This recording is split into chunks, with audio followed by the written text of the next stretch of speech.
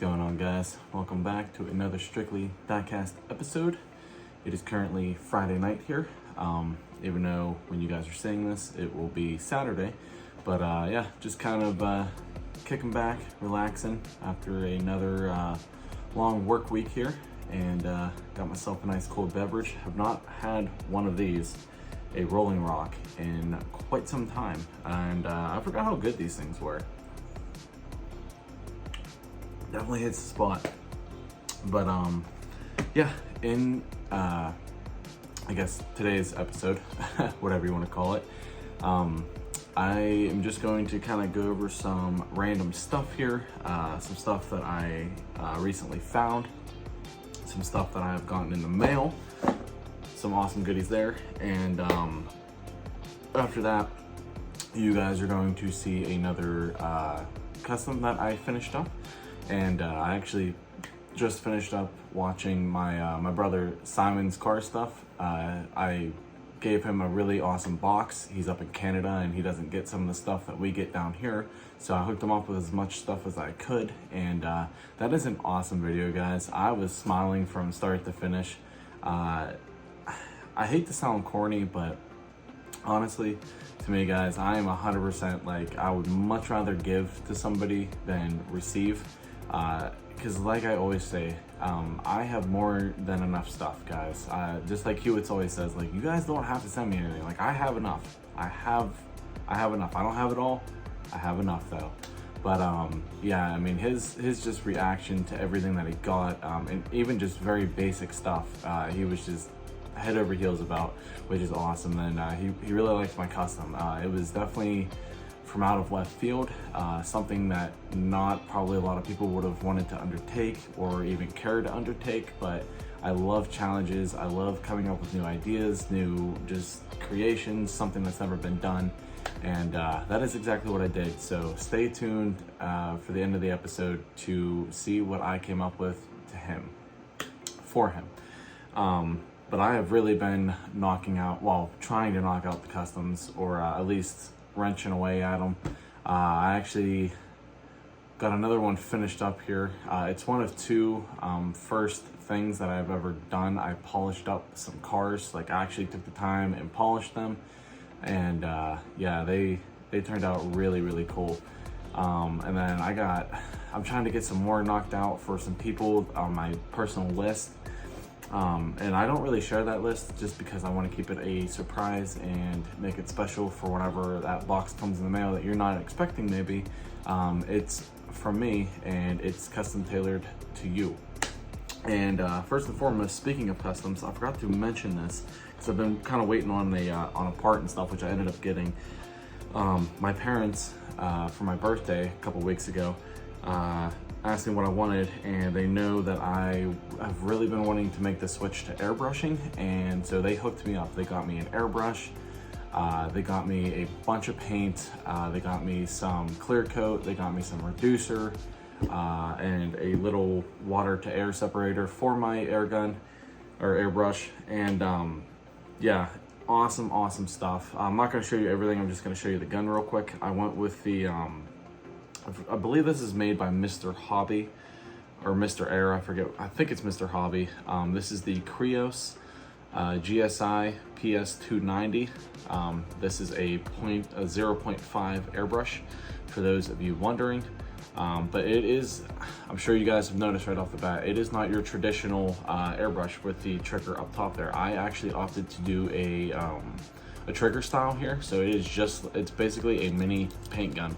I have not done much real life painting. I did paint some stuff in the one Civic I had, so I am a little bit familiar, but just to me, I feel like this is going to be a lot more natural for me. So that is why I went with this style. But there's the little filter right there. I'm probably gonna get one on my compressor, like on the compressor side as well. But the only thing is I needed to get a new air hose for the right size fittings and stuff. I did not realize how much smaller it's 1/8 inch versus 1/4 inch, so I had to get a new air hose, but I got one from Amazon for 10 bucks, and it worked out good. I did not try this yet. I was just making sure it was all working and sealing up some leaks and stuff like that. But this weekend though, I am planning on trying to spray with this thing and kind of just get a feel for it. I know it's going to be a huge learning curve for me, but I've gotten spray painting and stuff down pretty good. I mean, as far as, you know, as far as I think I can go with it, you know, I got it down the best as I can. And yeah, but just with an airbrush, guys, I mean, you can create your own paint. The paint itself, it does not take up as much room as a spray paint, and you're not left with a giant can. I have a bunch of cans of spray paint because I only needed it for one custom and they just sit around. So yeah, I am very, very excited to get to using this airbrush and just really expanding the horizon of what is possible with my customs, especially all the different and crazy cool colors they have out there. So that is really cool. Got that. So let me take a drink here. And I did stop by a Walmart. Nothing really too crazy. Been trying to find those M2, the Christmas set. Fantastic paint job on those. If you guys have not seen them, it looks really good. But then they also have like the Christmas 2-pack sets. So much chaos is about to unfold, guys, in the Diecast community because of these sets, because they're very limited, they're very hard to get, they get scalped up quickly. So I'm not checking every day by any means, but I do kind of want to try to at least get it because I have a couple from past releases. So, but this set looks 10 times better than any set I've ever seen, Christmas that is. So, but I did actually come across some Zamax, which is pretty crazy, especially in this Walmart because it gets picked clean pretty often. There's guys there at 6 o'clock in the morning as soon as the doors open. So I did actually leave one of these behind, but it is the Pro Street, yeah, Pro Street Thunderbird there. Couldn't remember if it was a if it was something else, but yeah, so I picked up 3 of these, one for me, one for a local buddy, and then I'm going to be sending out this other one to somebody as well. So yeah, that one's really, really cool looking. I love when they do Zamac with the blue on there. I think that looks really good. So I found some of those. I forget what the other Zamac of this is. This is number 3. So I have 1, 2, and 3 for this year, which is pretty cool. But yeah, got those. And then I also got this in the mail. This is the Legends Tour Honda S2000. Finally got one of these. I got it for a really good price. I always wait. I don't ever get these when they drop, so I don't get like the whatever they come with. I could care less about that. I just want the model itself.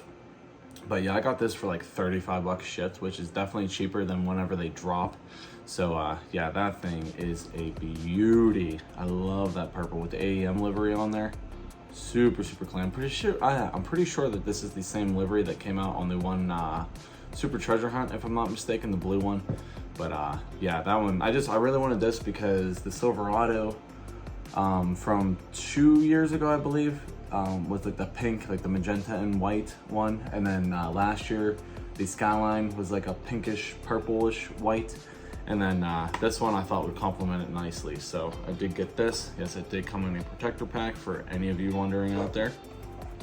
But yeah, and then I also got in 2 boxes here. One of them is from my brother, Mr. Hewitt's, Mr. El Presidente there. I won, well, runner-up again in another one of, actually I think I was the 3rd runner-up in the one giveaway. So got this that we will get open here. And then I also, I don't know, I'm sure a lot of you guys have seen that Derek is now partnering with, what is it, Diecast 164. They're out of Utah. But guys, I highly, highly recommend you guys going and checking this site out. It's free shipping no matter how little or how much you order. Free shipping across the board, which is awesome. And their prices are right on par with every other site in like secondhand site and stuff out there. So and Derek also has a 10% discount code that you guys can use. So definitely, if you're not following him, which I'm sure you are, definitely go check it out. Use his discount code and go pick something up, which I definitely did, and I'm very excited about what is in this box. But we'll open the one up from Hewitt's first because it got to me first. So this should just be one thing in here. I do not know. He did not ask me if I needed anything else, and if there is not anything else, then it's not the end of the world. Oh, I need to sharpen my knife up there. It's getting a little dull. So, and right off the bat, there is something else. All right, so very nicely packed there. Got some bags of air in case I forget how to breathe. Box I'm going to be using. So this is the extra that he sent me, which is the 87 Ford Sierra Cosworth. I do already have this one. I have the full set, but no big deal. I will either see if anybody else needs this, or this could potentially make a really cool custom. Or maybe I'll just rob it for the wheels and toss it aside and save it for later. But this is honestly one of my favorite ones in the set. Like, low key, this thing is really, really well done. So thank you very much for that, man. I appreciate it. And then this is what I won here. This is the 1976 Chevrolet Scottsdale 4x4. This is the Chief High Flame, operated by City Fire Department. I don't know what the SB stands for. I don't know what city that is, but yeah, that thing is really cool looking. But I'm actually not keeping this, guys. I'm actually going to be giving this to somebody. Cannot give any names out because it'll give it away. But yeah, somebody very special to me, and somebody who hopefully this will mean something to. But that is all I am saying. So yeah, that's a really cool truck. I mean, I would keep it if I didn't already have somebody picked out for it. But yeah, that's a really cool looking truck though. I do actually not have any of these Scottsdale in my collection either. So thank you very much for both of those, man. I greatly, greatly appreciate it. He's getting some awesome stuff in for these those giveaways and stuff that he does, guys. Some awesome NO64. Those resin models are fantastic looking. I may pick one of those up as maybe like a Christmas present or something to myself, because they are pretty pricey, but they look so freaking good. So yeah, go over and buy some stickers and support our president, Mr. Hewitts. Now we will see what I got from Diecast 164. This is something I'm definitely pretty excited about, because after I got my first Tarmac Works, I went ahead and got another one. And this one's, I think, a little bit better quality, maybe.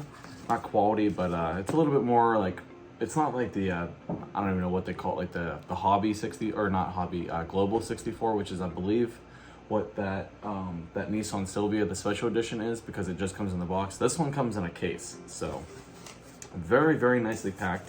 Got nice packing peanuts and stuff in there. Get those out of the way. Wow, this thing is really nicely packed. Wrapped up in some bubble wrap there.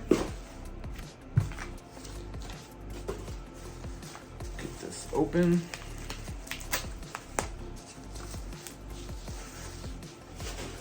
Oh yeah, completely sealed up here, because I don't think that these come in a chase by any means. What is do not know what that sound is. Nothing is loose. What if it's like the what if it's like the card or something moving underneath? But anyways, I bought myself a Porsche 911 GT3R, and this is from the Nürburgring 24-hour 2018. And let me go ahead and get the plastic off of this so you guys can see it a little bit better here. This thing is awesome looking. I actually used to be like really into like GT racing and stuff like that back when I was a kid, like back in like the Gran Turismo days and stuff like that. Used to play that game for hours on end, guys. I mean, hours on end. And just racing all those famous GT cars, Japanese touring cars, GT cars, BTCC cars, DTM cars. I mean, you name it, I was racing it. But yeah, this thing, show you guys the case real quick. There's the back of it. And there's the back of it. Porsche there. There's the side of it. That thing is beautiful looking. Oh, man, I'm excited about this. I am very, very excited about this. So, oh, that's what was, okay. How are these numbered?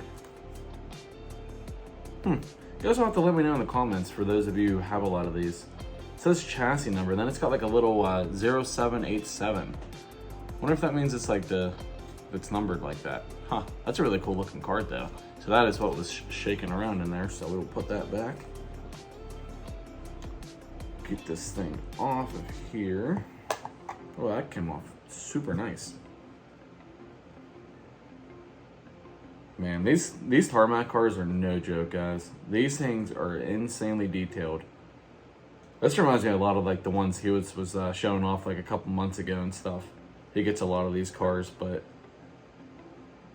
wow, this thing is detailed. I know the front camera is not going to do it justice, but look at that thing.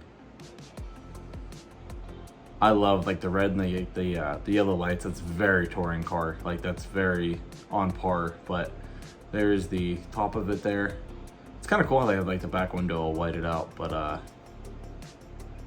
sorry guys, again, this is not going to do it justice. But here's the other side of it. That thing is beautiful. It's even got like the little, you can see it right there, the little antenna sticking up. Completely gutted on the inside, just has like the race seats, got the windshield wiper sticking up in the middle. Oh, even, look at that. I didn't even notice this because like it just had one picture, but it even says Gran Turismo up there on the windshield. That's awesome. Man, that I can see how these things are addicting. Oh man, this thing is, that's a work of art right there. Super, super nice. Super detailed. So that is awesome. I'm very glad that I got that. So we'll put that back in its little case right here. I really like the background too. It's got like it going like around the track, the Nürburgring, I guess. So super, super cool. So again, go check out Diecast 164. Like I said, Derek's got a 10% coupon that you guys can use, a discount code. So definitely go check it out. Get yourself one of these Tarmac Works or whatever else. They got Mini GT, they got Kato House, Hot Wheels stuff, you name it, they have it. So yeah, definitely go check them out.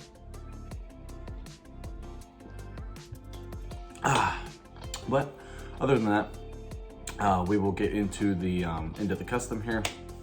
Like I said, it was a lot of fun to make it for my Canadian brother Simon up there.